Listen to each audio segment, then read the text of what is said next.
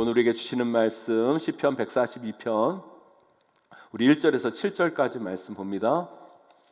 우리 시편 142편 우리 1절에서 7절까지 말씀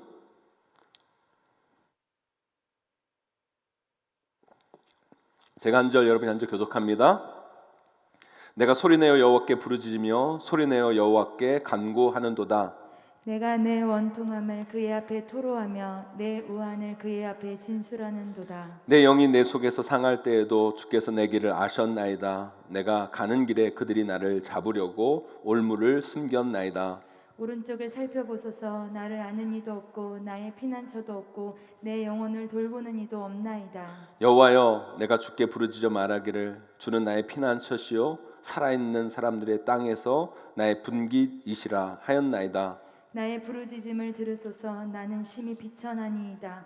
나를 핍박하는 자들에게서 나를 건지소서. 그들은 나보다 강하니이다. 함께 했습니다. 내 영혼을 옥에서 이끌어내사 주의 이름을 감사하게 하소서. 주께서 나에게 갚아주시니 의인들이 나를 두루리이다. 아멘. 아멘. 우리 삶의 현장에서 예배드리고 있는 여러분 성도들 한 분 한 분을 축복하고 사랑합니다.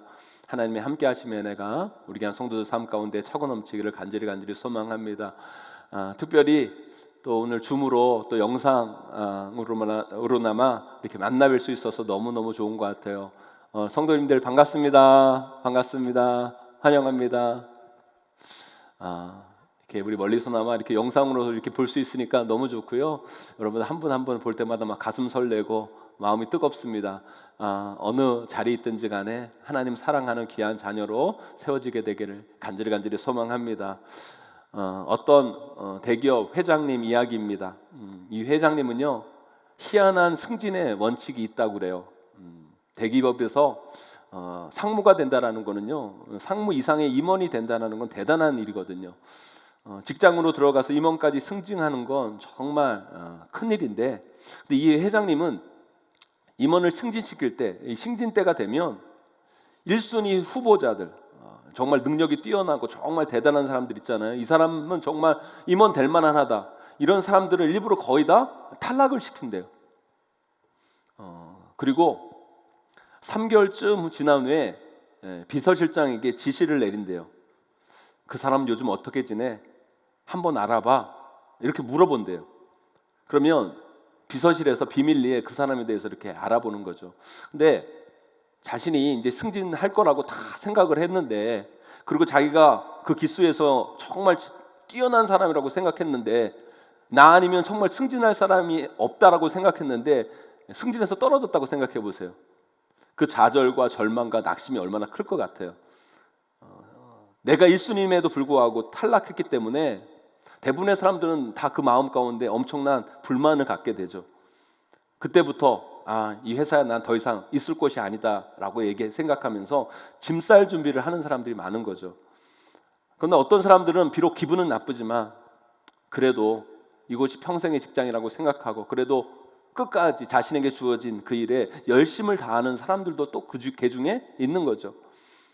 비서실에서 조사를 다 한 후에 회장님께 보고를 합니다. 회장님, 박 부장은 불만이 너무 심해가지고요. 불만 가지고 이제 말년 행사를 합니다. 이렇게 보고를 합니다. 그런데 윤 부장은 전혀 불만 없이 그 승진에 탈락했음에도 불구하고 활기차게 직원들을 이끌어가고 있습니다. 라고 보고를 하면 박 부장은 거기서 탈락하고 윤 부장에게 또 다른 미션이 주어진다고 그래요. 그 윤 부장 같은 사람은 그 회장님은 또 곧바로 임원을 승진시키는 게 아니라 다시 남들이 정말 싫어하는 한직이나 기피 부서나 또 시리아 같은 멀리 외국으로 이렇게 보내버린다는 거예요. 아주 힘든 건설 현장에. 그리고 1년쯤 지나서 그 회장님이 또 비서실장에게 또 묻는다고 그래요. 시리아로 간 윤 부장은 요즘 어떻게 지내? 저 한직으로 밀려난 그 윤 부장은 어떻게 지내? 비공개로 알아봐. 비서실에서 조사한 후에 이런 보고를 합니다. 김 부장은 현지에서 정말 불만을 가지고요. 정말 직원들과 맨날 트러블 가운데 업무 성과도 좋지 않습니다. 그러면 또 탈락. 근데 윤 부장은 비록 자기가 원하지 않는 곳에 발령이 됐지만 그럼에도 불구하고 좋은 직원과의 관계 속에서 업무 성과도 잘 내면서 열심히 일하고 있습니다. 그러면 그래? 그럼 다음 승진에 상무로 발령 내고 본사로 불려드려 라고 말한다고 그래요. 그 회장님이 왜 그렇게 했을까요? 일종의 테스트죠. 여러분, 대기업 임원이라는 건요 정말 중요한 자리예요. 리더입니다. 그 자리는 엄청난 많은 사람들의 미래를 책임져야 되는 자리이고 대단한 특권이 주어지는 자리예요. 그런데 그 자리를 아무나 세울 수 있는 게 아닙니다. 그 자리에 정말 제대로 된 사람을 세워야 그 기업이 이 경쟁력 있는 이 시대에, 경쟁의 이 시대에 살아남기 때문에 그 회장님은 그렇게 골라서 임원을 선정해서 그를 발탁하는 거죠. 또 점검하고 확인하고 하면서 그 회장님은 그 직원을 임원으로 임명하는 거예요. 그런데요, 이 회장님이 우리 하나님의 방법을 쓰고 있다는 생각이 들어요. 성경에 우리 하나님을 보면요, 하나님이 그분을 선택해서 사용하는 사람들을 이렇게 다루시는 것을 우리는 보게 됩니다. 요셉이 그랬죠, 그죠? 그리고 오늘 우리 말씀 읽은 다윗도 그랬죠. 사울도 그랬죠. 오늘 우리가 읽은 시편은 다윗의 시입니다. 그런데 오늘 본문 앞에 1절 위에 파란 글씨로 이런 구절이 써 있어요. 그거 한번 같이 읽어볼까요? 파란 글씨로 이렇게 써 있습니다. 함께 읽습니다. 시작. 다윗이 굴에 있을 때에 지은 맞쓰길 곧 기도. 이 시를 언제 썼다고요? 굴에 있을 때. 다윗이 왜 굴에 가 있을까요? 이스라엘 왕, 그 사울 왕에게 쫓겨서 굴까지 도망쳐 있는 거죠. 여러분, 이 시편을 잘 이해하려면 사무엘상 24장의 말씀을 읽어봐야 돼요. 집에서 여러분 꼭 읽어보세요. 다윗이 지금 사울에게 쫓겨서 엔게디 굴에 숨어 있습니다. 근데 그걸 누가 사울에게 일러 바쳐요. 지금 다윗이 엔게디 굴에 숨어 있습니다. 거기 가면 다윗을 잡을 수 있습니다. 그래서 사울이 정예 군사 3,000명을 데리고 다윗을 잡기 위해 엔게디 지역까지 근처까지 갑니다. 나중에 다윗이 그걸 안 거예요. 근데 문제는 다윗은 지금 굴에 있고 사울은 이미 가까이 와 있다는 거예요. 밖에 나갈 수가 없어요. 나가면 들키는 거예요. 그 굴에 숨어 있는 거예요. 나가면 들통이 날 수밖에 없기 때문에. 사울은 점점 다윗에게로 가까이 옵니다. 그 엄청난 군사들을 동원하고 다윗을 죽이기 위해 점점 가까이 오는 거예요. 다윗은 지금 위기의 상황, 그 죽음의 시간을 기다리는 그 상황인 거예요. 그 상황을 지금 기록한 말씀이 오늘 다윗의 시편입니다. 그래서 다윗이 이렇게 고백하잖아요. 우리 4절 말씀 함께 읽어볼까요? 4절 말씀 함께 있습니다. 시작. 오른쪽을 살펴보소서. 나를 아는 이도 없고 나의 피난처도 없고 내 영혼을 돌보는 이도 없나이다.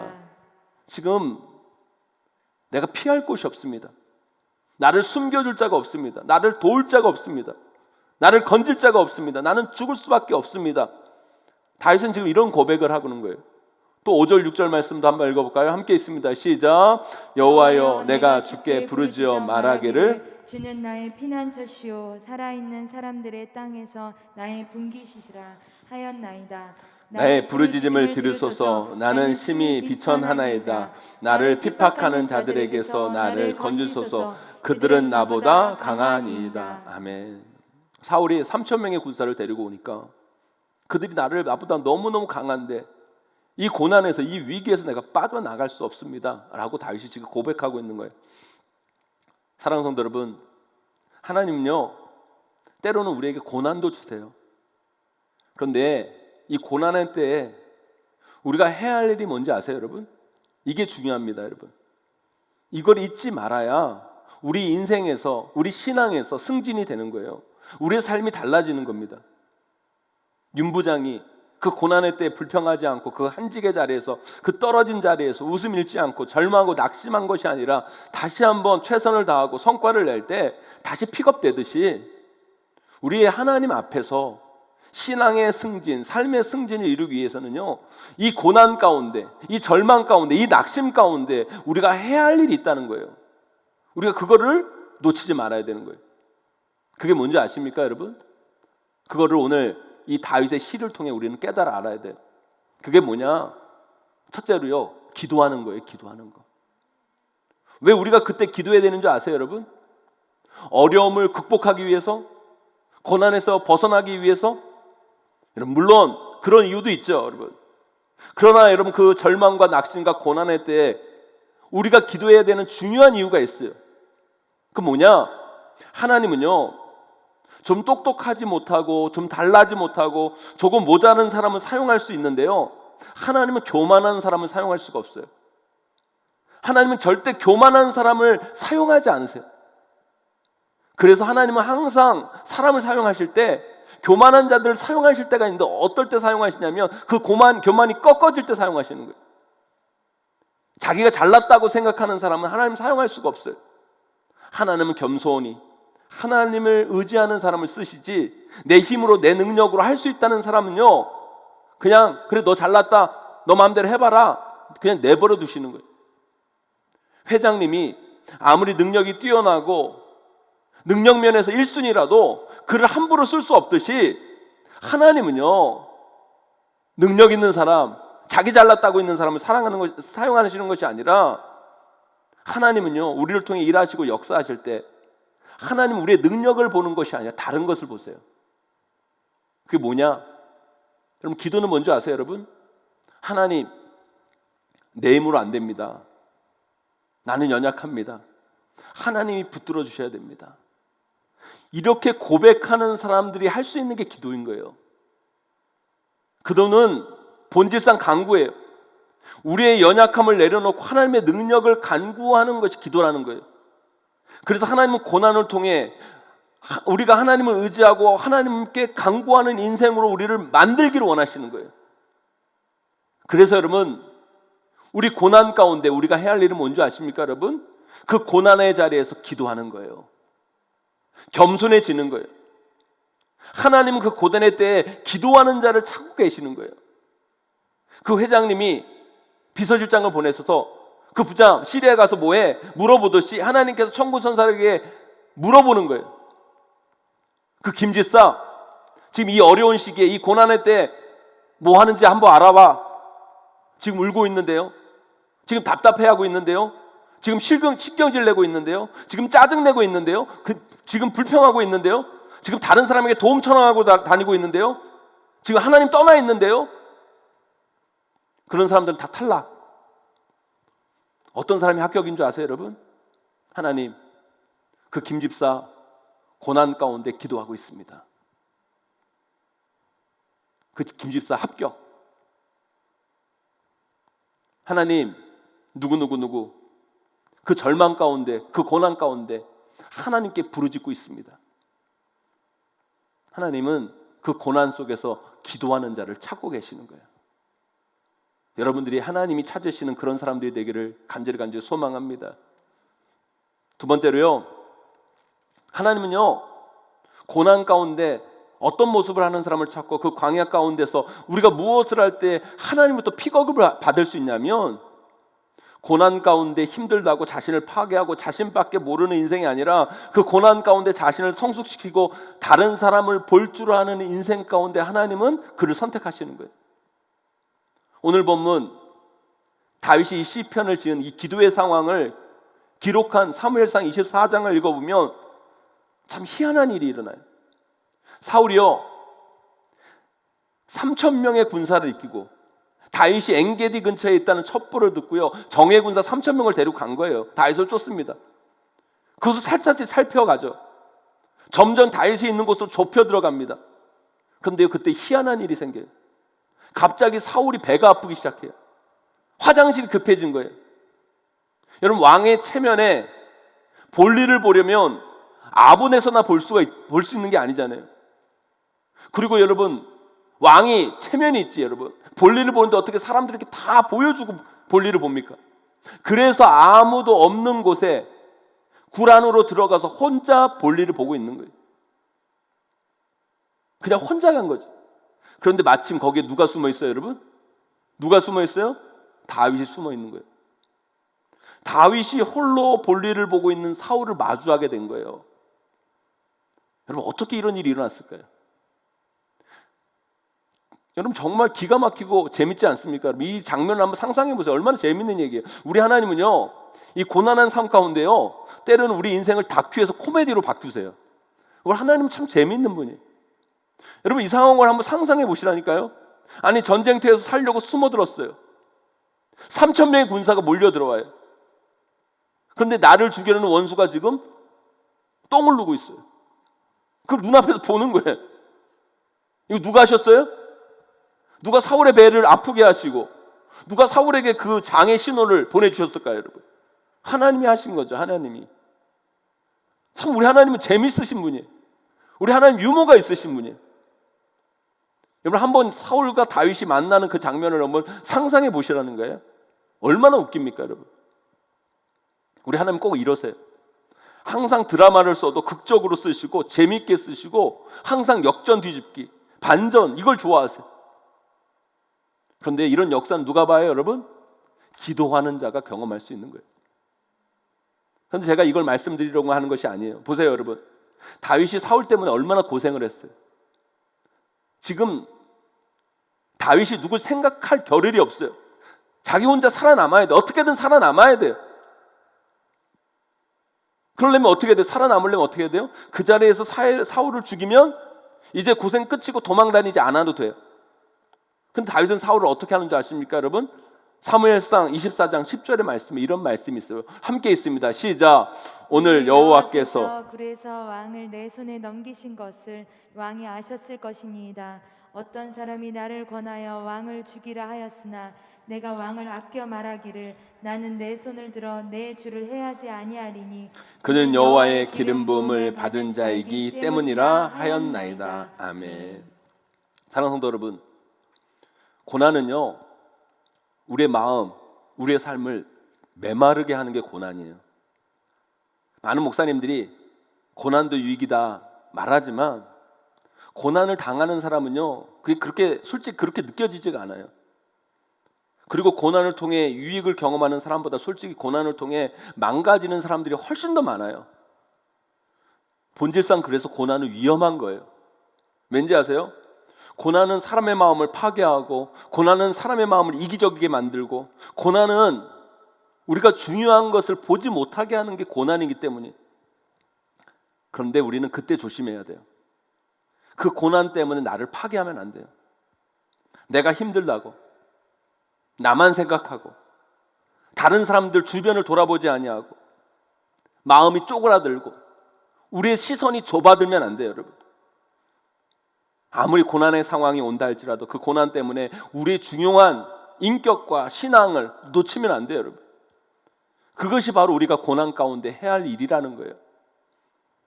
제가 예전에 영등포역에서 노숙자들 식사를 대접하는 봉사를 매달 간 적이 있어요.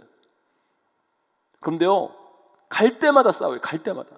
한 번도 안 싸운 적이 없어요, 그분들이. 그때도 거기 가서 이렇게 있는데 갑자기 싸움이 나는 거예요.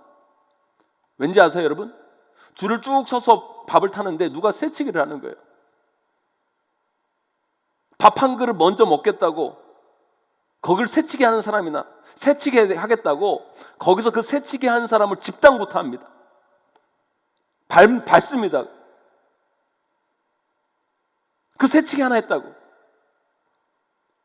그 새치기 하나 했다고 그 여러 사람이 그 한 사람을 밟는 그 장면을 보면서 밥 한 그릇 때문에 피가 터지고 깨지고, 저는 그때 그 장면을 보면서 참 배고픔 그 자체보다도 그 배고픔으로 파괴된 그분들의 인간성이 너무너무 안타까운 거예요.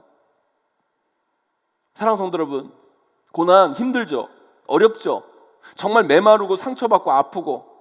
하지만 여러분, 그것 때문에 여러분의 인격과 그 마음과 여러분의 그 삶을 파괴하면 안 돼요, 여러분.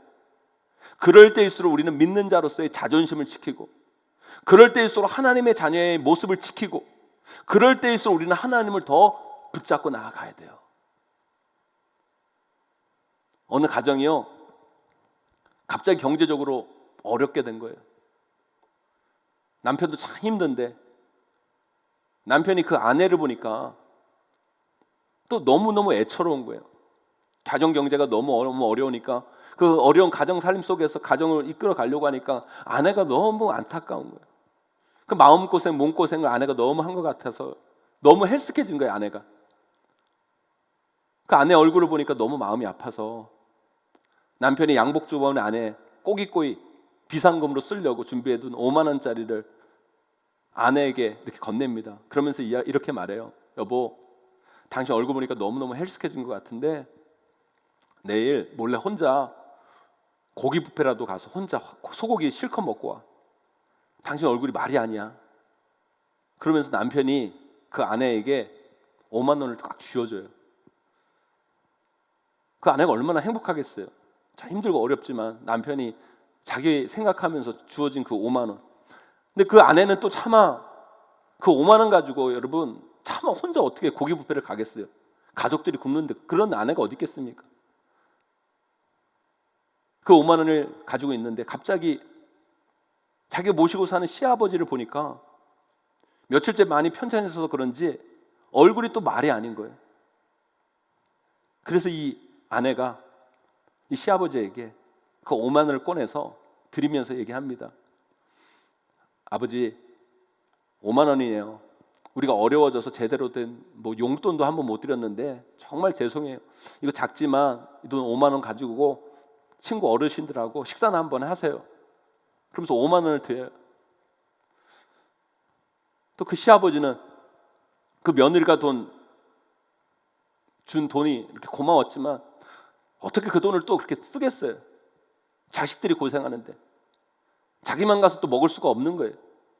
그래서 그 돈을 안 쓰고 장롱 깊숙한 곳에 넣어둡니다. 꼭 필요할 때 쓰려고.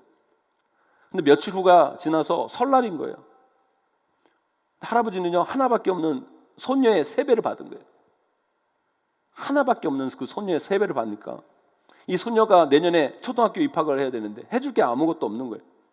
할아버지가 이 손녀에게 5만 원을 내밀면서 그 숨겨놓았던 5만 원을 내밀면서 내년 학교에 꼭 들어가는데 학교 가서 공부 열심히 해라. 그리고 가방 하나 사라. 그래서 5만 원을 주어집니다. 그 손녀가 할아버지 세배를 받고 어떻게 했어요? 엄마에게 너무 기뻐서 엄마에게 달려간 거죠. 아빠, 엄마, 할아버지가 나 5만 원 줬다? 이거 내년에 학교 들어가면 나 가방 살 거니까 잘 보관해 두고 있어. 그리고 어머니한테 맡깁니다. 걔가 인생을 짧게 살아서 아직 몰라요.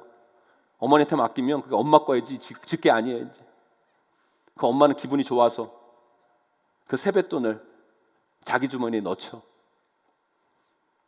그런데 요즘 남편이 너무 힘든 모양이에요. 내색은 하지 않아도 경제적으로 어려우니까 힘들고 아침에 싸주는 도시락 반찬이 매일 신김치 쪼가리라 미안한 거예요. 아내는 조용히 일어나서 일전에 딸이 맡겼던 그 5만 원을 남편 양복 주머니에 넣어둡니다. 그리고 이렇게 쪽지에 적어요. 여보, 작은 거지만 이것으로 내일 맛있는 거 사드세요. 여보 사랑해요. 하라고 양복 주머니에 넣어놔요. 사랑하는 성도 여러분, 제가 왜 이 말씀을 드리냐면 고난이요 사람을 참 비참하게도 할 수 있지만 고난은 사람을 더욱더 찬란하게 만들 수도 있는 거예요. 아프다고 힘들다고 내 마음까지 메마르게 되어서 나를 파괴하고 남들 힘들게 하고 나만 아프다고 나만 어렵다고 나만 힘들다고 주장하는 그런 인생이 아니라 그 고난 속에서도 다른 이들의 아픔을 돌아볼 수 있는 그런 인생이 되면 그 고난은 여러분 인생 가운데 찬란하게 빛나는 것이 될 수 있어요. 저는 여러분의 인생이 그런 인생이 되기를 주님의 이름으로 간절히 축원합니다. 그런 인생이 바로 하나님께 픽업되는 인생이라는 거예요. 그 광야의 체험을 통해 더 멋있게 거듭나고 한 단계 업그레이드 되어야 그런 인생이 삶의 승진을 경험하게 되고 신앙의 성장을 경험하게 되고 그런 인생이 쓰임받는 인생이 되는 거예요. 우리가 지금 얼마나 힘든 고난의 길을 걷고 있습니까? 우리 귀한 성도들의 개개인의 삶을 이렇게 되돌아보면 정말 너무너무 많이 어려울 거예요. 그 속에서 여러분 결코 여러분 자신을 파괴하고 가정을 깨뜨리고 공동체가 무너지는 가능성이 너무너무 커진 시대예요. 커진 상황이에요. 그때 우리는 정신을 차리고 그것을 지켜나가야 돼요. 나 자신을 지키고 가정을 세우고 한국교회와 이 나라의 민족을 지켜갈 수 있어야 돼요. 그러기 위해서 여러분, 우리의 마음이 쪼그라들면 안 돼요. 우리 시선이 좁아들면 안 돼요. 자꾸 자기 변명하고 자기 위안을 위해서 남 탓하고 비난하고 어떻게든 나만 살려고 이기적으로 자기 주장만 펼치고, 그러면 그럴수록 우리 자신은 무너지고 이 사회는 병들어 가는 거예요. 이럴 때일수록 힘들겠지만 우리의 마음과 시선을 좀 넓혀 가야 돼요. 우리 교회도 건축하고 나서 곧바로 이 코로나가 와서 많이 모이지 못하고 급기야 이렇게 온라인 앱으로 드려서 사실 힘든 부분이 참 많습니다. 그럼에도 불구하고 우리 귀한 성도들이 드린 그 헌금을 가지고 수혜당한 성도들을 돕고, 우리 청년들은 구례까지 가서 그 수혜당한 그 많은 사람들의 아픔을 싸맺기 위해서 그 일손들을 도와주고, 우리 다음 세대 아이들에게 이번 주에는 또 장학금도 주고, 또 아프리카 드림을 통해서 아이비 제일 유치원, 초등학교, 탄자니아에 있는 그 아이들을 위해서 급식실도 만들어주고 컴퓨터실도 만들어주고 담당도 켜주고, 글로리 비전을 통해서 지속적으로 그 방과후 학교 아이들, 정말 헐벗고 굶주린 그 아이들을 지원하는 우리 교회의 그런 아름다운 모습들, 여러분, 그것이 바로 우리에게 고난이 왔다고 우리의 마음과 시선을 좁아지지 않게 하는 우리의 모습이라는 것을 여러분 꼭 기억했으면 좋겠어요.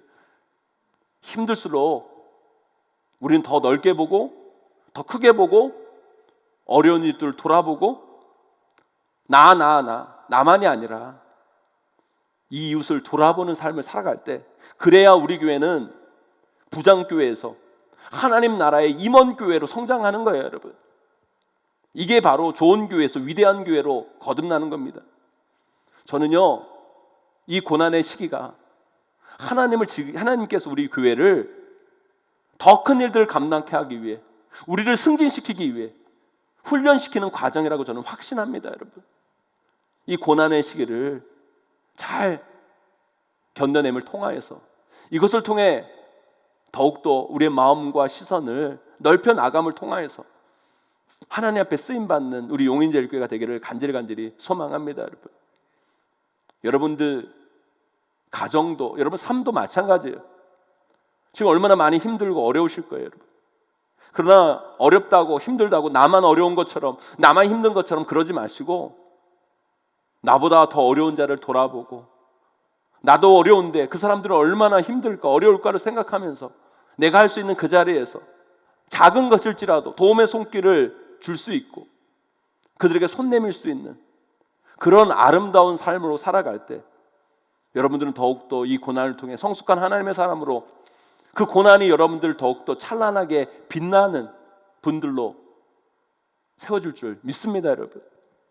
그런 은혜를 경험하는 저와 여러분 되시기를 간절히 축원합니다. 마지막으로요, 고난 가운데 우리가 잊지 말아야 할 것은 바로 하나님을 향한 소망이에요. 그 고난 속에서 소망을 잃지 않으면 우리는 반드시 그 고난을 이겨낼 수가 있어요. 여러분, 제가 질문 하나 할게요, 여러분. 직장 다니는 분들, 학교 다니는 분들 한번 대답해 보세요, 여러분. 직장 다니는 분들, 여러분 솔직히 금요일이 좋아요? 공휴일이 좋아요? 물론 공휴일이 좋죠, 쉬니까. 근데 여러분 한번 상상해 보세요. 연휴, 공휴일, 휴가 다 끝나고 내일 출근해야 되는 그 오후, 그 밤, 내일 시험 봐야 돼요. 내일 출근해야 돼요. 근데 오후, 그 밤, 아니면 금요일 오후, 몇 시간만 일하면 이틀 쉴 수 있는 그 금요일 오후, 어디가 더 좋아요, 여러분? 금요일 오후가 훨씬 좋죠. 마음으로, 심적으로 좋은 거예요. 이것이 바로 우리 안에 소망이 얼마나 중요한 것인가를 말해주고 있는 거예요. 아무리 지금 불행해도요, 미래 행복이 보장되면 지금 불행은 견딜 수 있는 거예요. 그런데 내일의 소망이 없으면 지금 아무리 좋아도 좀 거시기한 거예요. 명확하지 않으니까 하나 더 예를 들어볼게요, 여러분. 누가 여러분한테 너 100대 맞아, 엉덩이 100대, 그 대신 100대 맞고 100억을 줄게, 진짜로. 여러분 100대 맞고 100억 진짜 준다면 기쁨으로 100대 맞겠어요? 안 맞겠어요? 안 맞겠어요 여러분? 좀 맞아요. 한 대 맞을 때 빡 억, 빡 2억, 빡 3억, 빡 4억 못 맞을 게 어디 있어요 여러분? 더 맞죠 여러분? 기쁜 마음으로 맞을 수 있을 것 같아요. 이번은 거꾸로 1000억을 먼저 받았어요. 1000억을 먼저 받았어요. 이번에 안 때려요. 안 때리는데 1000억 준다는 거예요. 1000억 주는 대신에 다음 주 너 사형이야. 너 1000억 줄 테니까 다음 주 사형이야. 여러분 1000억 받겠어요 여러분? 안 받죠 여러분. 그게 무슨 의미가 있어요? 의미 없는 거예요. 그거 안 받아요. 여러분 이 말씀을 잘 새겨드리세요 여러분. 아무리 지금 힘들어도 소망이 있는 사람은 견뎌요. 근데 아무리 지금 대단한 걸 누리고 있어도 많은 것을 가졌어도 소망이 없는 사람은요 불행한 거예요. 코로나가 다른 거와 다르게 우리를 왜 이토록 힘들게 합니까 여러분? 끝날 소망이 안 보여서 그런 거예요. 언제까지 다 그러면 좀 견디겠는데 이게 언제 끝날지 모르니까 너무너무 힘든 거예요. 그러나 여러분 소망 놓치지 마세요. 소망 놓치지 마세요. 우리 크리스찬이 이 땅의 고난을 넉넉히 이길 수 있는 이유는 뭔지 아세요 여러분? 우리 안에 소망이 있기 때문이에요. 하나님 나라의 소망, 미래에 대한 소망, 그 소망이 있는 우리는 지금 아무리 불행해도 그 불행을 이기고 견디고 헤쳐나갈 수 있는 능력이 생기는 거예요. 사랑하는 성도 여러분, 이 코로나 가운데서 소망이 이러면 안 돼요. 여러분 소망이 이러면 안 돼요. 코로나 때문에 망하는 것이 아니라 여러분 우리가 소망이 없어서 망하는 거예요. 꿈이 없어 망하는 거예요. 여러분 이 코로나는 반드시 끝납니다. 결국 하나님은 이 고난을 뚫고 이 코로나를 뚫고 하나님의 영광의 빛을 비추실 거예요 여러분. 믿으셔야 돼요 여러분. 사랑하는 성도 여러분, 하나님은요 이미 우리에게 하나님 나라의 은혜를 주신 거예요. 천국의 소망이 있어요. 우리 미래가 있어요. 아멘? 지금은 어떨지 모르지만 1년 후, 2년 후 달라집니다. 변합니다. 아니 10년, 20년 아니 우리에게는 이미 하나님 나라에 대한 보증이 있는 거예요. 그것이 있는 사람은 오늘의 이 광야, 이 고난은 나중에 되면 다 웃음 짓게 하는 또 다른 추억이 되고 행복한 과거 이야기가 될 수 있는 거예요. 근데 아무리 지금 잘 나가고 잘 된다 할지라도 나중에 지옥 가는 사람들은요 그냥 그것은 다 씁쓸한 것들이에요. 지금 누리는 것들이 아무 의미가 없는 것들이에요. 오늘 본문에 다윗이 힘들었지만 그에게는 소망이 있었어요. 왜요? 이미 하나님께서 사무엘을 통해 기름 부어주셨고 이미 다윗에게 너는 사울에 이어 이스라엘을 이끌어가는 왕이 될 거라고 약속해 주신 거예요. 이 약속을 잊지 않았기에, 이 소망을 붙들었기에 다윗은 이 어려움을 견딜 수 있고 이 고난을 견뎌낼 수 있었고 어떤 절망 속에서 버틸 수 있었던 거예요. 저도 요즘 이 소망 붙들고 버티고 있어요. 코로나는 끝날 것이다. 이것이 끝나면 하나님께서 내 삶 가운데 우리 교회 가운데 새 일을 행하실 것이다. 이 고난이 거치면 반드시 하나님의 영광이 드러날 날이 올 것이다. 이 소망이 없으면 저도 못 버틸 것 같아요. 그러나 이 소망이 나에게 있기에 이 힘든 하루를 버티며 나아갈 수 있는 거예요. 사랑하는 우리 용인제일교회 귀한 성도님들, 소망 잃지 마세요. 이 고난 가운데서도 하나님은 역사하십니다. 그리고 반드시 이 고난이 끝나면 하나님의 영광이 우리 삶 가운데 해같이 빛날 것이고 하나님의 이름이 이 땅 가운데 온전히 선포될 거예요. 그 소망으로 이 고난을 이겨나가시는 저와 여러분들 되시기를 축원합니다. 우리가 만년 대리 같은 신앙인 되지 말자고요. 우리가 다른 데서는 승진하지 못하더라도 신앙에서만큼은 좀 승진했으면 좋겠어요. 그런데 신앙의 승진을 말하니까 교회 중직이 되는 거, 안수집사가 되고 권사가 되고 장로가 되고 목사가 되고 이걸 생각하는 분들이 있는 것 같은데요. 그게 아니에요. 신앙의 승진은요 그거가 상관이 없는 거예요. 신앙의 승진은 하나님 앞에 어떻게 쓰임받느냐, 하나님 앞에 쓰임받는 것이 승진이에요. 여러분 우리 하나님께 쓰임받는 인생이 되자고요. 승진 좀 하자고요. 여러분 그러기 위해서 이 광야의 길에서 이 고난 앞에서 기도하셔야 돼요. 자기만 생각하지 말고 힘들다고 자기를 망가뜨리지 말고 소망을 붙들었으면 좋겠어요. 우리 교회가 지금 이럴 때 우리 함께 기도하자고요. 그리고 힘들다고 어렵다고 뭐가 어쩌니 저쩌니 서로 망가뜨리고 제발 그러지 마세요. 여러분 우리에겐 소망이 있어요. 이 코로나가 그치고 이 글로리 센터에서 여러분 다 무너진 이 나라, 이 민족, 이 한국교회, 이 용인시를 새롭게 하는 소망, 이 한국교회의 새로운 부흥을 일으킬 소망, 다음 세대 아이들을 새롭게 세울 소망, 기도하며 하나 되고 소망 가운데 나아가서 반드시 아름답게 쓰임받는 우리 용인제일교회와 귀한 성도님 되시기를 주님의 이름으로 간절히 축원합니다. 사랑하는 성도 여러분, 지금 여러분 앞에 어떤 고난이 있습니까? 어떤 아픔이 있습니까? 참 힘들고 어려우시죠? 알아요, 압니다. 참 힘드시고 어려우실 거예요. 그런데요, 그 고난 속에서 하나님은 지금 여러분들을 바라보고 계세요. 여러분들이 더 큰 일을 감당할 수 있는 사람인지 아닌지, 하나님의 복을 누릴 만한 자격이 있는 자인지 아닌지 보기를 원하시는 거예요. 저는 청군 선사가 하나님 앞에 여러분들을 보고할 때 이렇게 보고했으면 좋겠어요.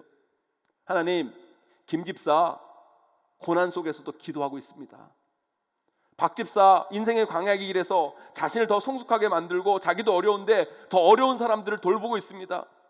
이 집사 고난 속에서도 하나님의 소망 붙들고 견뎌내고 이겨내고 있습니다. 이런 이야기를 꼭 들었으면 좋겠어요.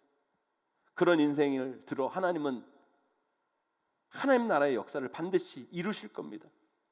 그런 하나님의 위대한 일에 쓰임받는 저와 여러분, 우리 용인제일교회가 꼭 되시기를 주님의 이름으로 간절히 축원하고 축복합니다.